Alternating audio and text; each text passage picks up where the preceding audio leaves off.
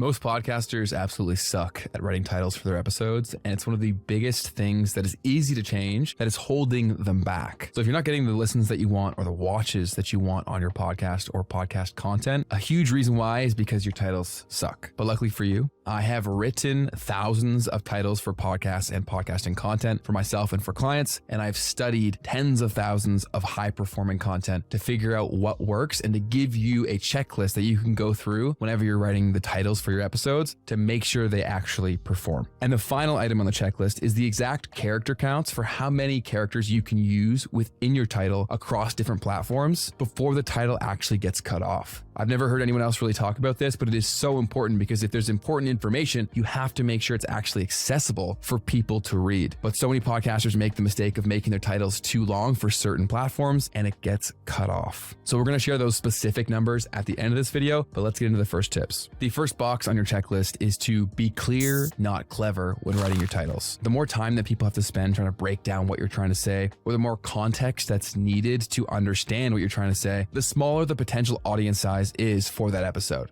People won't spend the time to break down what you're saying when there's so much other competition fighting for their attention. So if you're not clear and it's not obvious that they do want this content, they're going to assume they don't and they're going to keep moving forward and they won't watch your show. So shrink the amount of context that's needed and don't be too clever when writing your title. Make sure that as many people as possible understand the exact message that you're trying to deliver. Clear, not clever. The next powerful tool that you want to use in certain situations is to leverage borrowed influence. Sometimes the guest you're going to have on, they're not an influential figure. They're not going to pull clicks or views by themselves. But what you can do is tie in borrowed attention or influence from the subject matter that you're talking about and use that to focus the title around. And the best podcasts that don't have a ton of money or an influencer behind them, they do this really well. They can turn any guest and any conversation into an amazing title by leveraging borrowed attention or influence. And a podcaster that does this really well is the Danny Jones Show. And I just popped up an example to show you a little bit of what I mean. So in this episode, he had on Chris and Emily Bledsoe. They are two people involved in the alien lore or seeing UFOs, that kind of community. And Danny Jones covers a lot of those subjects, but those figures in particular, you would only know who those people are if you are incredibly deep into UFOs and into aliens. So that doesn't help Danny because that would be too small of a potential audience. So what he did is he leveraged borrowed attention from other elements he knew a ton of people knew about, which you can see in the beginning of the title.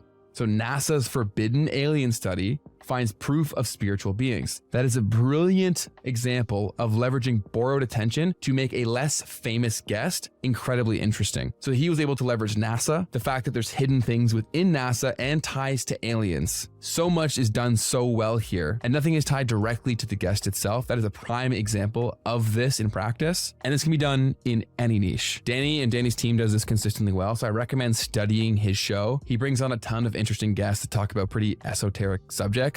But because a lot of them aren't famous in their own right, they have to get very creative and skilled with this practice right here of using leveraged borrowed attention. And you should in your episodes too. A lot of people use the excuse of, oh, I can't get on famous guests. You don't have to. If you're able to conduct a good conversation and leverage these kinds of things, these kinds of topics that you know already have influence and attention and interest. Anybody can do that. But it is a skill, so I recommend studying shows that do it well and working it in when it makes sense for your episodes. When writing your titles, what is the fundamental goal of the title or the packaging for that content? You want to create a need to click that content, to watch or listen to it. And so to do that with your title, you have to create what I call an itch. So you have to make them have an itch that they really want to scratch, and the only way to scratch that is through consuming the content. So you could call this a cliffhanger, you could call this an open loop, something that captures their attention, piques their curiosity, and leaves an information gap. And for them to close that, they have to consume the content. And we as humans, we hate having open loops. We want to close them. We want to figure out what happened. And so your content gives them that. So make sure to actually deliver on the open loops that you open through your titles, but use that as a tool to pique curiosity and make people feel compelled to click the content in the moment. So some examples of open loops could be using a cliffhanger, positioning your episode as the key to a desired transformation, or making it very clear that your episode contains timely or urgent news, information, or gossip, whatever your audience is into.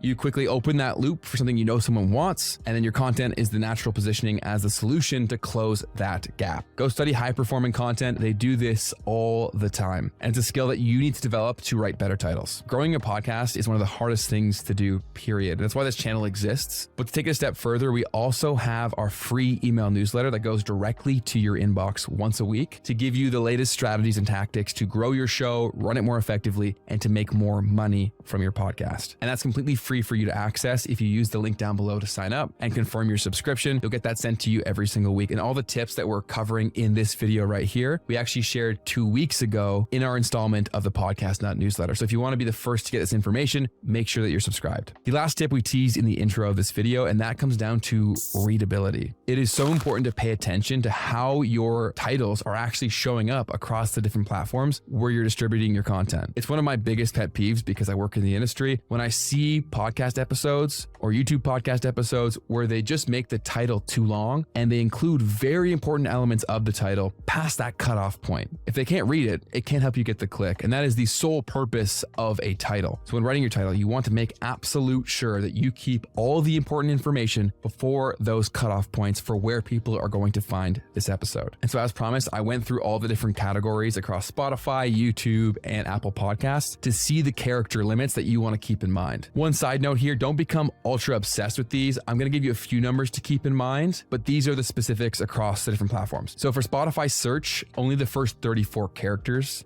shows up. For Spotify, the new episode section, you get 96 characters. Spotify episodes for you get 18 characters. And the general Spotify podcast section, you get 54 characters for an episode. And on your podcast page within Spotify, you get 68 characters. So those are all the different character limits for the different places where your episodes can show up across Spotify. Some of those are incredibly short, so I wouldn't stress this too much, but most people don't even know that's a thing or haven't thought about it. So it's an extra tool that you have to make sure that you're front loading the very important information to get people to click your episode, because even the people that have subscribed to your show, you have to convince them every single time to actually consume your show. And you do that through an awesome title. The next platform for character limits is YouTube. And so the golden rule here is to stay under 50 characters for all the most important information if you can, because anything under 50 is guaranteed to show up across all the different areas where videos show up on YouTube. But on the browse feed, which is the home page on YouTube, you get up to 70 characters. So a little more wiggle room, but I still see so many podcasters making their episodes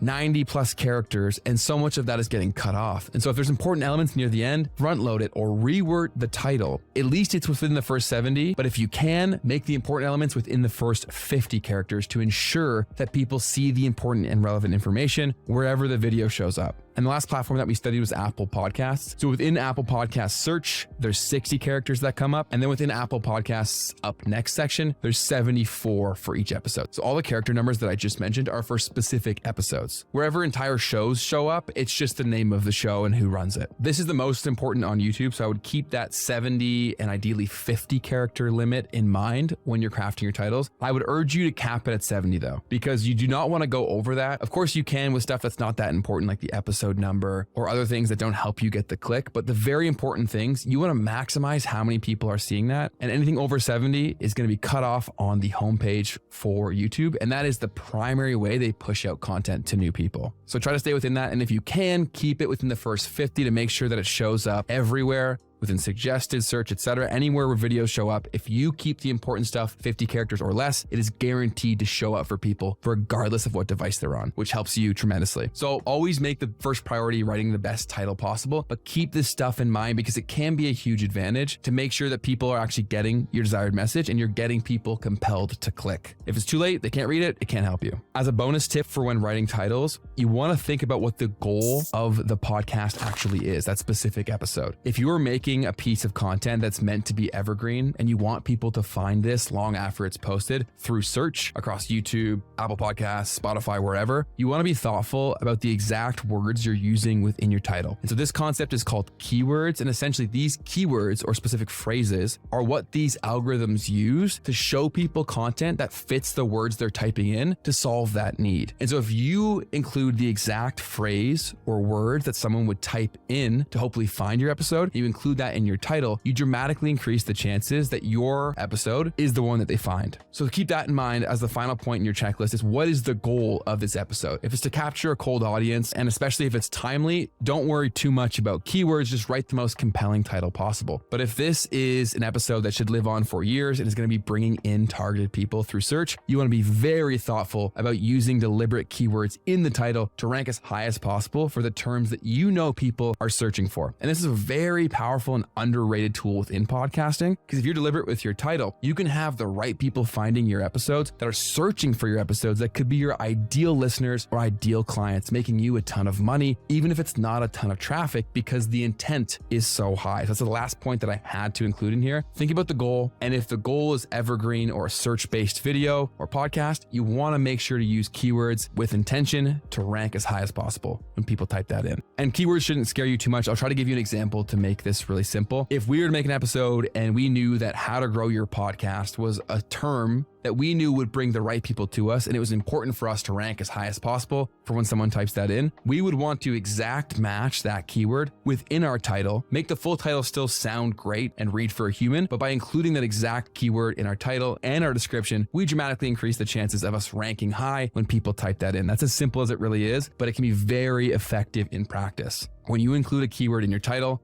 in the description, and you talk about that subject matter in the episode, as long as people like the episode, there's a really high chance that you're going to rank for that search term, especially if it's not very competitive. So an added challenge that I would give to you is, what are search terms that would be really valuable for you if you were number one whenever someone went to YouTube, Spotify, or Apple Podcasts and typed that in? What would those phrases be? What content can you create to rank as high as possible? Rule of thumb, use keywords when it makes sense for evergreen-based content. Don't sound like a robot, but do include the keywords to help you rank. Writing great titles for your podcast episodes is incredibly important, but what's even more important than that is being a fantastic interviewer. The best podcasters in the world are all fantastic conversationalists and interviewers. And we studied the best in the world to give you the most common mistakes that you can avoid, as well as some high-level strategy to turn you into a world-class interviewer or podcaster. And we've linked that right here for your easy access. So go ahead and click this. We outline the mistakes to avoid and give you a framework to become an amazing world-class interviewer. So go ahead. I'll see you over there. Happy podcasting. Peace.